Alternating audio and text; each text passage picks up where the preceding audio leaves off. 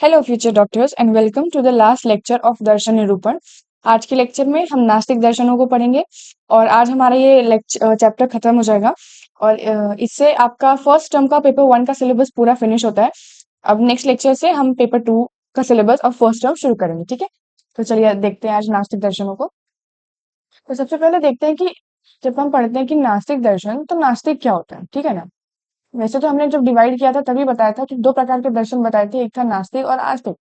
तो जो नास्तिक दर्शन थे वो किसमें नहीं मानते हैं, वो ईश्वर में नहीं मानते हैं, ठीक है।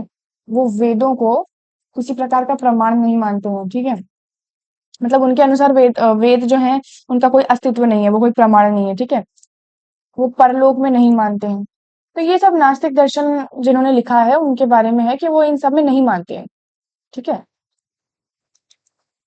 ईश्वर में, वेदों में, परलोक में, ठीक है, कर्म फल में, इन सब में नहीं मानते। तो ये नास्तिक दर्शन है। कौन से नास्तिक दर्शन हमें पढ़ने हैं? चार्वाक दर्शन, बौद्ध दर्शन और जैन दर्शन, ठीक है। चार्वाक एक ब्रीफ इंट्रो लेते हैं इसका। तो चार्वाक दर्शन जो है वो किसमें लिखा हुआ है? बृहस्पति जी ने लिखा हुआ है। प्रमुख सिद्धांत उसका क्या है? स्वभाववाद। जब हम आगे पढ़ेंगे तब पता चलेगा। प्रमाण अगर देखें तो उन्होंने सिर्फ एक प्रमाण माना है, कौन सा? प्रत्यक्ष। एमसीक्यू के लिए इंपॉर्टेंट पॉइंट है, पूछ सकता है वो कि चार्वाक दर्शन ने कौन सा ऐसा प्रमाण है जो माना है इकलौता, तो प्रत्यक्ष। पर्याय क्या है? लोकायत दर्शन भी कहते हैं उसे, या फिर बृहस्पति दर्शन भी कहते हैं। इसी प्रकार बौद्ध दर्शन जो है वो गौतम बुद्ध ने दिया है। उनका प्रमुख सिद्धांत क्या है? क्षणभंगुरवाद। पढ़ेंगे ये हम आगे। प्रमाण में प्रत्यक्ष और अनुमान, इन्हीं दो प्रमाणों को माना है। और पर्याय क्या है? तथागत दर्शन या सौगत दर्शन कहते हैं। और इसी प्रकार जैन दर्शन, जो कि प्रवर्तक आचार्य हैं वर्धमान महावीर, प्रमुख सिद्धांत है उन्हीं का अनेकानंतावाद। और प्रमाण उन्होंने भी प्रत्यक्ष और अनुमान ही माना है। और पर्याय उनके आर्हत दर्शन भी उसे कहा जाता है, ठीक है। ये हो गया ब्रीफ इंट्रोडक्शन। अब यहाँ से हम चारवाक दर्शन शुरू करते हैं। देखिए, सबसे पहले चारवाक दर्शन का पर्याय देखिए क्या क्या है। इसे लोकायत दर्शन भी कहा जाता है, क्योंकि बृहस्पति जी ने इसे लिखा है तो इसे बृहस्पति दर्शन भी कहते हैं। इसके अलावा इसे भौतिकवाद और वैतंडिक दर्शन के नाम से भी जाना जाता है, ठीक है। तो ये कुछ पर्याय है। इसके बाद प्रवर्तक आचार्य कौन है? बृहस्पति। नॉर्मल है। चलिए अब ब्रीफ इंट्रोडक्शन देखते हैं कि परिचय क्या क्या दिया हुआ है चार्वाक दर्शन के बारे में। तो सबसे पहले तो हमें ये याद रखना है कि ये नास्तिक दर्शन है। अब इसे लोकायत दर्शन बोला गया है। इसका क्या मतलब होता है? कि ये लोगों में पॉपुलर है, बस इसलिए इसका नाम क्या है? लोकायत दर्शन भी पड़ा है, क्योंकि ये लोगों में प्रसिद्ध है, ठीक है। अच्छा, इसके अलावा जो है ये भी आप कह सकते हैं कि चार्वाक जो शब्द है उसका फॉर्मेशन कैसे हुआ है? दो वर्डों से हुआ है। कौन से? एक है चारु, ठीक है, और वाक। वाक मतलब होता है बोली, बोलना। चारु मतलब कैसी? मीठी बोली। तो मतलब जो चार्वाक दर्शन है ना उसमें बेसिकली सुख के बारे में बताया गया है। सुखमय जीवन कैसे जीना चाहिए, बड़ा मजा आएगा ये जब आप पढ़ेंगे। बड़ा सुखमय जीवन कैसे जीना चाहिए उस विषय में चार्वाक दर्शन में पूरा वर्णन किया हुआ है, ठीक है। देखिए, उनका पहला सिद्धांत ही क्या है? सुखवाद। तो क्या बताया गया सुखवाद में? सुखवाद इज मतलब काफी हद तक based on the very modern Gen Z slang जो है ना, YOLO, that you only live once, है ना। तो क्या होता है इसका मतलब? आप एक ही बार जीते हो, कैसे जीना है? एकदम एंजॉय करके ना। तो सुखवाद में यही बताया गया है कि जितना भी जीवन आप जीते हैं ना वो एकदम सुख से जीना चाहिए, मौज करके जीना चाहिए, ठीक है। किसी विषय का ज्यादा स्ट्रेस नहीं लेना है। मृत्यु के बाद एक बार शरीर जल गया तो फिर इसका कुछ नहीं हो सकता। तो जब तक जीना है एकदम सुख से जीना है, बिना किसी डर के जीना है। यही है सुखवाद। बहुत ही बड़ा ही बेसिक सा कॉन्सेप्ट है कि जब तक जीवन जीना है सुख से जीना है, ठीक है। अगला क्या है? प्रमाणों का वर्णन। कितने प्रमाण बताएं? तो चार्वाक दर्शन ने सिर्फ प्रत्यक्ष प्रमाण को ही माना है। क्यों माना है? उनके अनुसार प्रत्यक्ष के अलावा जब तक जो चीजें प्रत्यक्ष दिख रही है ना वही सत्य है, मतलब वही एग्जिस्टिंग है, वही सच है। बाकी सब क्या है? असत है। तो इसलिए सिर्फ प्रत्यक्ष प्रमाण को ही उन्होंने माना है। और उनके अनुसार जैसे मान लीजिए आप कहते हैं अनुमान प्रमाण, तो अनुमान सिर्फ संभावना है, यानी ऐसा हो सकता है, पॉसिबिलिटी देता है, लेकिन रियलिटी तो जब तक हम चीजें आंखों से देखेंगे नहीं हमें पता नहीं चलेगी। तो इसलिए उन्होंने सिर्फ प्रत्यक्ष प्रमाण को माना है, ठीक है। चलिए, अगला है कि चार्वाक दर्शन और महाभूत, यानी चार्वाक दर्शन ने कितने महाभूतों को माना है। तो चार्वाक दर्शन के अनुसार सिर्फ 4 ही महाभूत होते हैं। कौन से? जल, अग्नि, पृथ्वी और वायु। चार्वाक दर्शन के अनुसार आकाश जो है आकाश को महाभूत नहीं बोला गया है। क्यों नहीं बोला गया है? अगेन क्योंकि उनका जो पूरा कॉन्सेप्ट है वो किस पे बेस्ड है? प्रत्यक्ष पे। तो क्योंकि आप आकाश को प्रत्यक्ष देख नहीं सकते हैं, अब यहाँ से आकाश मतलब आप स्काई मत इमेजिन कीजिएगा, आकाश मतलब स्पेस बोला गया है। तो उस टाइम तक उनके अनुसार आकाश नहीं था, उसे हम देख नहीं सकते थे, इसलिए आकाश को महाभूत नहीं माना गया है। ठीक है। अब चार्वाक दर्शन और आत्मा, यानी चार्वाक दर्शन ने आत्मा के बारे में क्या बताया? तो ऑब्वियस सी बात है कि जब वो नास्तिक दर्शन है तो उन्होंने आत्मा को स्वीकार नहीं किया है। उनके अनुसार आत्मा जैसी कोई चीज ही नहीं होती है। तो अब हम बात करते हैं जैसे चेतना तत्व। चेतना यानी क्या? कॉन्शियसनेस। तो सवाल यही आता है कि अगर आत्मा नहीं होती है तो फिर बॉडी कॉन्शियस कैसे है? तो उनका अनुसार है कि कॉन्शियसनेस जो है वो शरीर का ही हिस्सा है, जो हमारी बॉडी है। जैसे हम मानते हैं कि बॉडी तब तक है जब तक चेतना है, जब तक सोल है। लेकिन चार्वाक दर्शन में ऐसा माना गया है कि जब तक शरीर है तब तक चेतना है, तब तक कॉन्शियसनेस है। तो कॉन्शियसनेस बॉडी की प्रॉपर्टी बताई है उन्होंने, ह्यूमन बॉडी की। जो चार महाभूत हैं, वो चार महाभूत मिलकर जो शरीर उत्पन्न करते हैं और उसी से जो है चेतना तत्व आता है, ऐसा चार्वाक दर्शन का मत है। ठीक है।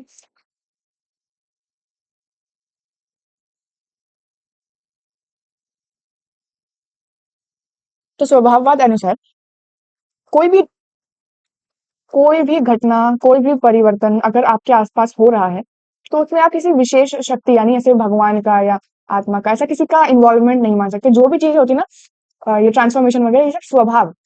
स्वभाव यानी क्या होता है? बिहेवियर, है ना? मतलब नेचुरली अपने आप होती है, उसमें किसी का ऐसा इन्वॉल्वमेंट नहीं होता है। ये स्वभाववाद बोला गया है। मान लीजिए आप कहते हैं कि अग्नि जो है, ठीक है, वो उष्ण होती है। हम कहते हैं अग्नि उष्ण होती है, ठीक है। तो ये जो अग्नि में उष्णता है ना, ये उसका स्वभाव है, मतलब होती ही है, नेचुरल है। तो उनके अनुसार मतलब जो भी चीजें परिवर्तन हो रहे हैं, किसी भी प्रकार का वस्तुओं में जो परिवर्तन हो रहा है वो सब स्वभाव से ही है, मतलब उसमें किसी ऐसे एक्सटर्नल फोर्स का इन्वॉल्वमेंट नहीं है, ऐसा बोला गया। ठीक है। मतलब स्वभाववाद जो है वो किसी अलौकिक शक्ति का, यानी ऐसा मतलब किसी स्पेशल सुपर पावर का अस्तित्व नहीं मानता है। उसके अनुसार जो परिवर्तन हो रहा है वो सिर्फ एक स्वभाव है। यूं ही है स्वभाववाद। स्वभाव मतलब नेचुरली हो रहा है, अपने आप हो रहा है, किसी एक्सटर्नल फोर्स की जरूरत नहीं है। अच्छा, अब उसके बाद है चार्वाक दर्शन और ईश्वरवाद। यानी चार्वाक दर्शन ने ईश्वर के बारे में क्या बोला है? तो ऑब्वियसली नास्तिक दर्शन है, तो चार्वाक ने ईश्वर की उत्पत्ति नहीं मानी है, ईश्वर का अस्तित्व नहीं माना है। उनके अनुसार ईश्वर नहीं होते हैं। क्यों नहीं होते? क्योंकि उन्हें प्रत्यक्ष प्रमाण से, अगेन जब वो पूरा कॉन्सेप्ट प्रत्यक्ष प्रमाण का ही लेके चल रहे हैं, तो यही पॉइंट है कि वो प्रत्यक्ष प्रमाण से ईश्वर को नहीं देख सकते हैं, इसलिए ईश्वर होता नहीं है। Simple as that. ठीक है। और क्या बताया? कोई भी उत्पत्ति है, जैसे अब उदाहरण दिया हुआ है कि बीज से अंकुर की जो उत्पत्ति हो रही है, तो उसमें हम ये कहते हैं कि ईश्वर की भूमिका है। पर चार्वाक दर्शन ये कहता है कि ईश्वर कुछ नहीं है इसमें, जो जल और मिट्टी इसका जो संयोग है, उसी के बाद जो है उत्पत्ति हो रही है, ऐसा माना है। तो ईश्वर को नहीं माना है। देखिए, अब चार्वाक दर्शन ने मोक्ष के विषय में क्या बताया है? देखिए, उनके अनुसार जितने भी सांसारिक सुख हैं, हम क्या कहते हैं, इंसान को मृत्यु के पश्चात नरक और स्वर्ग प्राप्त होता है ना। पर चार्वाक दर्शन ने बोला है कि जितने भी सांसारिक सुख हैं, उनको भी क्या बोला गया है? स्वर्ग बोला गया है ना। और जितने भी सांसारिक दुख हैं, मतलब यही आपको सुख दुख, जीवित रह के ही सुख दुख का अनुभव हो जाता है। जब आप सुख में हैं तब आप स्वर्ग में हैं, और जब आप दुख में हैं तब आप नरक भोग रहे हैं। ऐसा चार्वाक दर्शन का मत है। और मृत्यु के पश्चात, मृत्यु के पश्चात क्या होता है? मोक्ष प्राप्ति होती है। क्यों? क्योंकि एक बार इंसान मर गया, उसे कोई दर्द नहीं है, उसे कोई दुख नहीं है, तो वो ऑब्वियस सी बात है कि नरक में नहीं जाएगा। तो वही है कि जब आदमी मर गया तो सब कष्ट खत्म हो गए उसके, तो उसको क्या हो गया? मोक्ष प्राप्त हो गया। ये उनके अनुसार मोक्ष के विषय में मत है उनका। चलिए आगे देखते हैं कि चार्वाक दर्शन और आयुर्वेद में कॉमन क्या क्या बताया गया। तो देखिए, सबसे पहले जो प्रत्यक्ष प्रमाण जो है चार्वाक ने माना है, उसी को आयुर्वेद ने भी स्वीकार किया है। और भी प्रमाण आयुर्वेद ने माने हैं, लेकिन प्रत्यक्ष दोनों में कॉमन है। फिर आयुर्वेद में महाभूतों की संख्या 5 बताई गई है ना। लेकिन चार्वाक दर्शन ने उन 5 में से 4 को तो स्वीकार किया है, तो वो एक पॉइंट कॉमन हो गया। और लास्टली चार्वाक दर्शन ने इस प्रकार स्वभाववाद बताया है, जो अभी आपने पढ़ा, और आप डेप्थ में कार्य कारण सिद्धांत में पढ़ेंगे। वेरी सिमिलर एक कॉन्सेप्ट जो आयुर्वेद ने एक्सप्लेन किया है, वो है स्वभावो परमवाद। ठीक है, सेम कॉन्सेप्ट है काफी, वो भी आप कार्य कारण सिद्धांत में पढ़ेंगे। तो ये जो है दोनों में कॉमन है। ठीक है। तो इस प्रकार से चार्वाक दर्शन और आयुर्वेद में क्या क्या कॉमन था ये हमने देख लिया, और यहाँ आपका चार्वाक दर्शन फिनिश भी है। बहुत कुछ इसमें इंपॉर्टेंट नहीं है, मैंने पहले ही कहा नास्तिक दर्शन में इतना भी बहुत है। अच्छा, अब इसके बाद है बौद्ध दर्शन। ठीक है, तो सबसे पहले देखते हैं कि बौद्ध दर्शन का पर्याय क्या क्या है। तो बौद्ध दर्शन को क्या क्या बोला गया है? तथागत दर्शन और सौगत दर्शन, इन नामों से जाना जाता है। और प्रवर्तक आचार्य कौन है? गौतम बुद्ध। ठीक है, अब बौद्ध दर्शन का एक ब्रीफ में इंट्रोडक्शन देखते हैं कि बौद्ध दर्शन के बारे में क्या बताया गया है। सबसे पहले तो बौद्ध दर्शन को नास्तिक दर्शन बोला गया है, ऑब्वियसली, है ना। उसके अलावा बौद्ध दर्शन का जो मुख्य, आप कह सकते हैं सिद्धांत कह लीजिए, या उसका एम जो है बौद्ध दर्शन लिखने का, वो है दुख का निवारण करना। ठीक है ना, मतलब दुखों को खत्म करना, वो बौद्ध दर्शन का मुख्य एम कह सकते हैं आप, कहा गया है। ठीक है, इसके बाद जो अगला उनका सिद्धांत बताया गया है इंपॉर्टेंट, वो है क्षणभंगुरवाद या क्षणिकवाद। ठीक है ना, ये आप कार्य कारण सिद्धांत में अगेन पढ़ेंगे। इसका सिद्धांत क्या कहा गया है? सर्व क्षणिकम, क्षणिकम,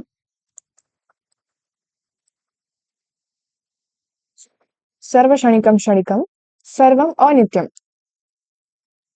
क्या मतलब हुआ इसका? मतलब कोई भी वस्तु की जो उत्पत्ति है ना, मतलब कोई भी चीज ऐसे एक सेकंड से ज्यादा या एक पल से ज्यादा टिकती ही नहीं है। इसका मतलब यही बोला गया है। ठीक है, क्या बोला गया है क्षणभंगुर के बारे में? कि वस्तु का जो है वो निरंतर परिवर्तन होता रहता है, और कोई भी वस्तु एक क्षण से अधिक स्थायी नहीं रहती है। मतलब हमने कार्य द्रव्य और कारण द्रव्य पढ़े थे। ठीक है, कार्य द्रव्य और कारण द्रव्य। तो जो कार्य द्रव्य होते हैं वो होते हैं स्थूल ऑब्जेक्ट्स। ठीक है ना, मतलब ऐसे ऑब्जेक्ट जो आपको आंखों से दिखते हैं, जो आप टच कर सकते हो लार्जर फॉर्म में। और कारण द्रव्य जो है उनके एटम्स को बोला गया था। ठीक है, तो इन एटम से ही ये ऑब्जेक्ट बनेगा, ऑब्वियसली बात है। तो उनका ये मानना है क्षणिकवाद में कि इनका कन्वर्जन चलता रहता है, कोई भी एक कांस्टेंट टाइम के लिए नहीं रहता है। मतलब कारण द्रव्य से कार्य द्रव्य बनता है और फिर कार्य द्रव्य नष्ट हो जाता है। ठीक है, तो इस प्रकार से इनका कन्वर्जन जो है वो चलता रहता है। और ये जो कन्वर्जन एक गतिशील, मतलब गतिशील मतलब चलने वाली क्रिया, बराबर चलने वाली है ना, ऐसा बोला गया है। देखिए, अगला है प्रतीच्य समुत्पाद। ये दो वर्ड्स हैं इसमें, दो शब्दों से बना है ये। कौन सा? एक है प्रत्यय और उत्पाद। इसमें यही बताया गया है कि एक के नष्ट होने पर जब दूसरे की उत्पत्ति होती है, तो इस नियम को प्रतीच्य समुत्पाद बोला गया है। मतलब प्रत्यय मतलब कोई पहले ऑब्जेक्ट होगा, ऑब्जेक्ट वन, जब ये नष्ट होगा फिर उसके बाद में ऑब्जेक्ट टू जो होगा वो उत्पन्न होगा। इसी को प्रतीति समुच्चयवाद बोला गया है। मतलब एक के नष्ट होने पर एक ही उत्पत्ति होती है, ऐसा बोला है। ठीक है, बहुत डेप्थ में नहीं पढ़ना है अगेन हमें। अच्छा, उसके बाद अनात्मवाद। अनात्मवाद बेसिकली क्या है? बौद्ध दर्शन जो है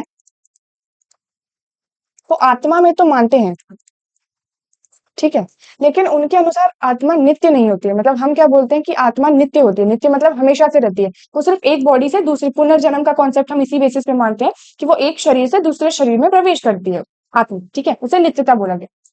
लेकिन बौद्ध दर्शन के अनुसार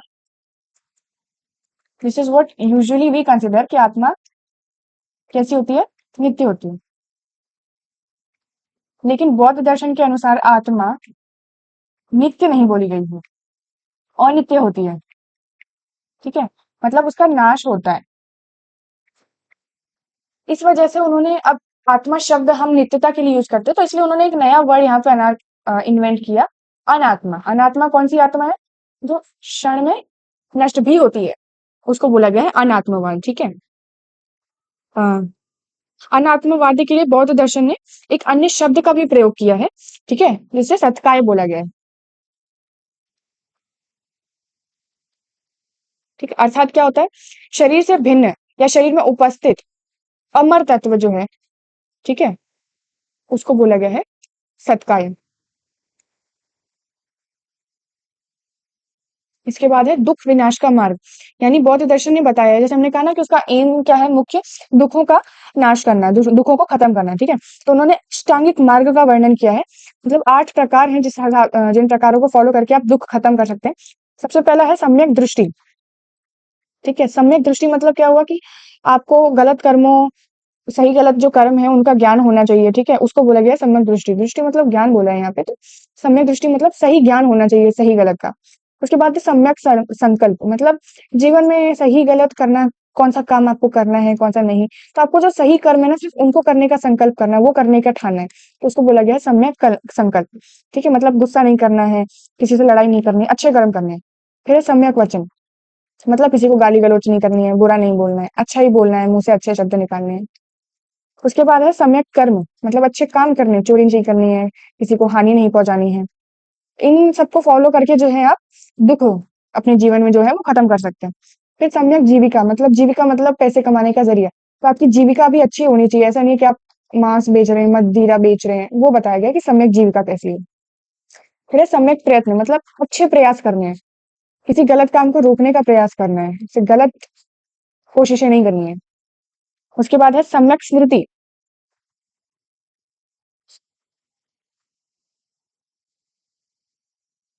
ठीक है, मतलब सम्यक स्मृति मतलब यानी कोई भी कार्य देखने और मतलब समझने का अच्छे को प्रयास करने, ठीक है। और आखिरी है सम्यक समाधि।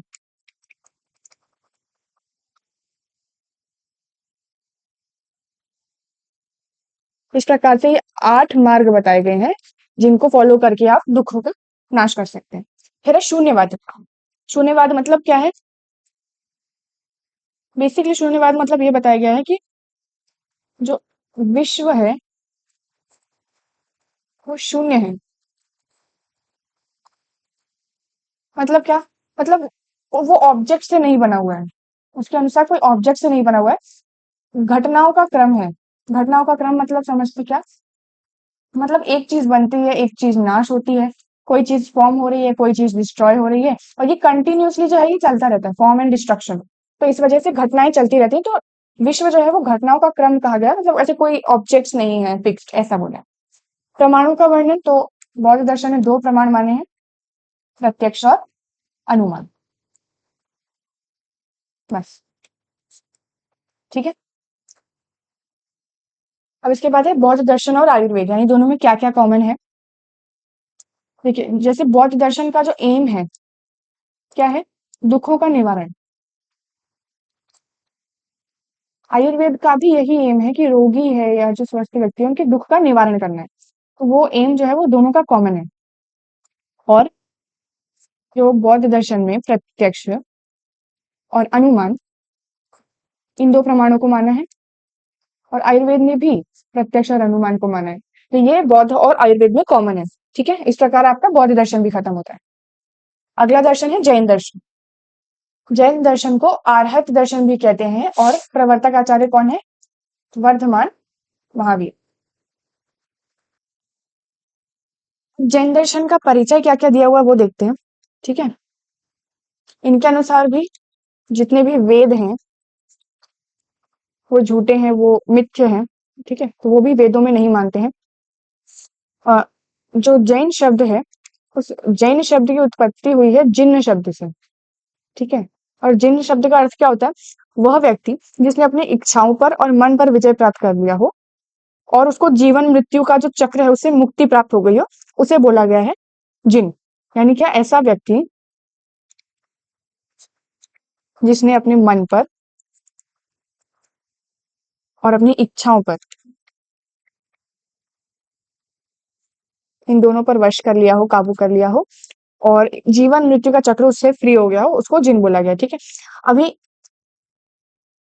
अहिंसा के मार्ग पे जैन दर्शन पूरा आधारित है, कि जैन दर्शन अहिंसा को महत्व देता है। ठीक है, और एक 2 प्रकार की शाखाएं हैं जैन दर्शन की। जैन धर्म की 2 शाखाएं हैं,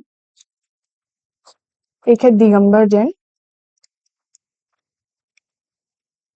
और एक है श्वेतांबर जैन। ठीक है, चलिए अभी देखते हैं कि जैन दर्शन ने तत्वों के विषय में क्या बताया। तो पहला जो उनका प्रमुख सिद्धांत है वो है तत्व वर्णन। तो उसमें वो कहते हैं कि जो दृश्य जगत है, मतलब जो आपको आंखों से दिख रहा है, जो हमें आंखों से दिखने वाला दृश्य जगत है, ये जगत बेसिकली जो चेतन पदार्थ है,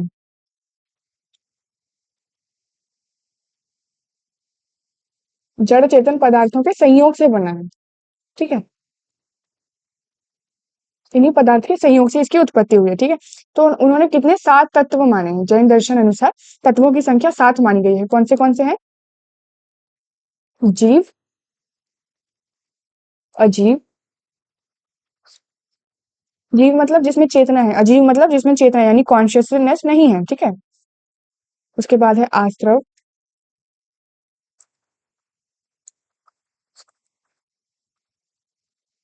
बंध, संवर,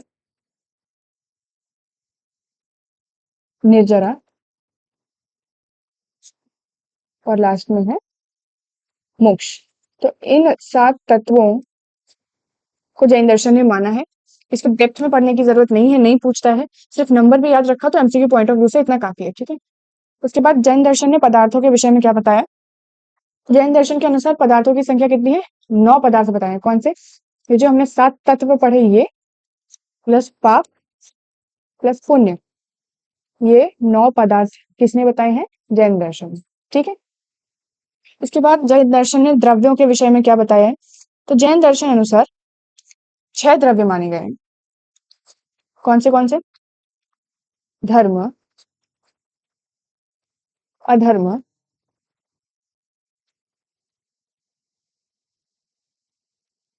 आकाश,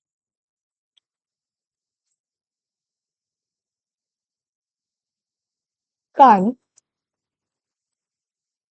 उद्गल और जीव, ठीक है। देखिए कि जैन दर्शन ने आत्मा के विषय में क्या बोला है। तो जैन दर्शन के अनुसार जो आत्मा होती है उसके कुछ उन्होंने गुण बताए हैं। क्या क्या बताए हैं? कैसी होती है? उपयोगमयी होती है, यानी काम में आने वाली होती है, उपयोगमयी, ठीक है। उसके बाद बोला है उसको अमूर्तिक, मतलब उसका कोई ऐसा फिगर नहीं है, कोई शेप नहीं है, बॉडी नहीं है, तो अमूर्तिक। कर्ता यानी सब कामों को करने वाला कौन है? आत्मा है। उसके बाद वह स्वदेह परिमाण वाली,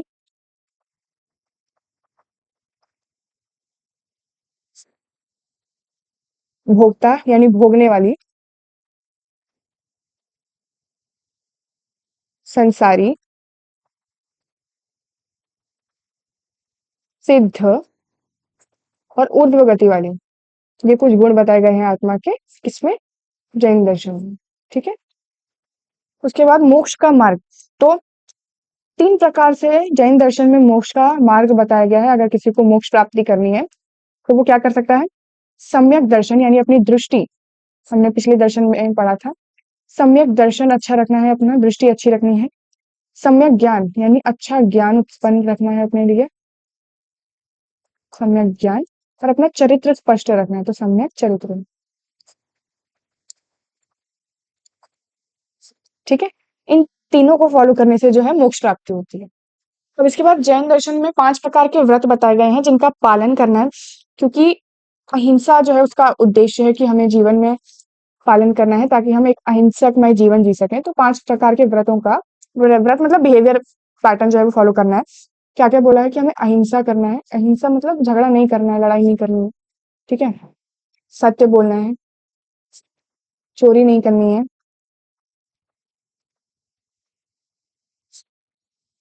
ब्रह्मचर्य का फॉलो करना है, और लास्ट है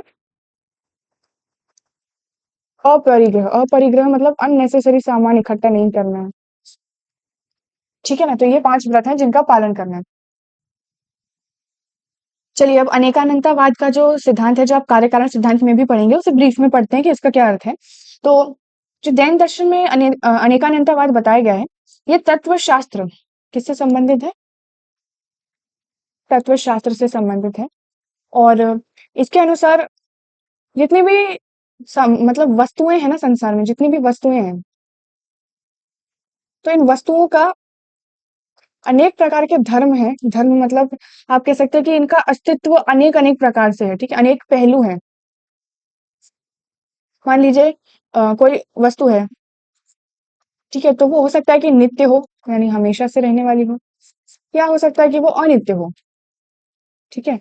उसी प्रकार से उस वस्तु के जो गुण हैं वो भी 2 प्रकार से हो सकते हैं, या तो वो नित्य गुण हो सकते हैं या फिर वो अनित्य गुण हो सकते हैं, है ना? जो नित्य गुण होंगे वो व्यक्ति में हमेशा हमेशा विद्यमान रहेंगे, और जो अनित्य गुण होंगे वो निरंतर परिवर्तित होते रहेंगे। मतलब ऑब्वियस सी बात है कि अनित्य हैं तो वो चेंज होते रहेंगे। इस प्रकार से गुणों के बारे में बताया हुआ है।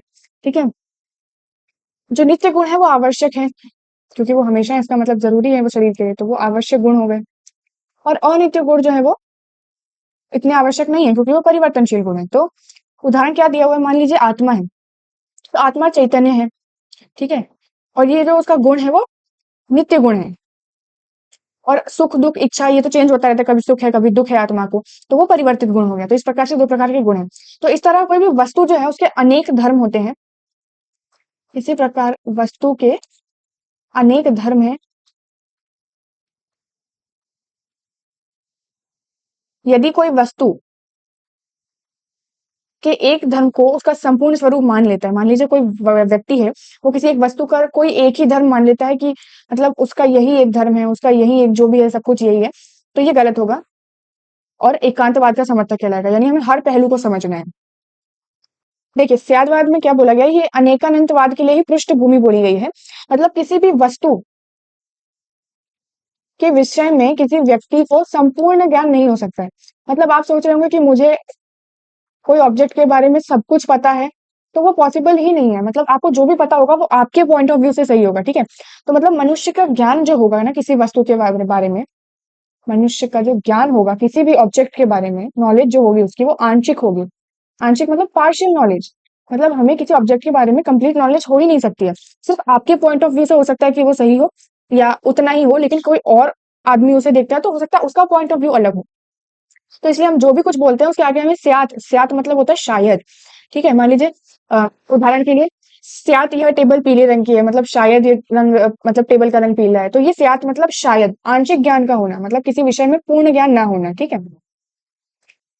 चलिए प्रमाणों का वर्णन देखते हैं कि जैन दर्शन में कितने प्रमाण बताए गए हैं। तो जैन दर्शन में दो मुख्य रूप से प्रमाण बताए गए हैं, एक है प्रत्यक्ष और दूसरा है अनुमान, ठीक है। अब आखिरी पॉइंट हम ये देखते हैं कि जैन दर्शन में और आयुर्वेद में सामान्य क्या बताएं कुछ विषय। तो मोक्ष प्राप्ति के लिए जो मोक्ष प्राप्त करने के लिए जो चीजों का वर्णन जैन ने किया है वही आयुर्वेद ने किया है। तो दोनों ने मोक्ष प्राप्ति के साधन सामान्य बताए हैं, वो जो कि है सदवृत्त का पालन, है ना, अच्छे कर्म। वो आयुर्वेद में भी बताया है और अभी यहाँ भी हमने पढ़ा कि अहिंसा सत्य, ये जो सदवृत्त है इसका पालन करना है। जैन दर्शन के अनेकानंतावाद का सामंजस्य आयुर्वेद में कई विषयों में दिखाई देता है, ठीक है। बस इस प्रकार से जैन दर्शन और आयुर्वेद में सामान्यताएं भी खत्म होती हैं, ठीक है। और इस प्रकार से आपके नास्तिक दर्शन भी खत्म होते हैं,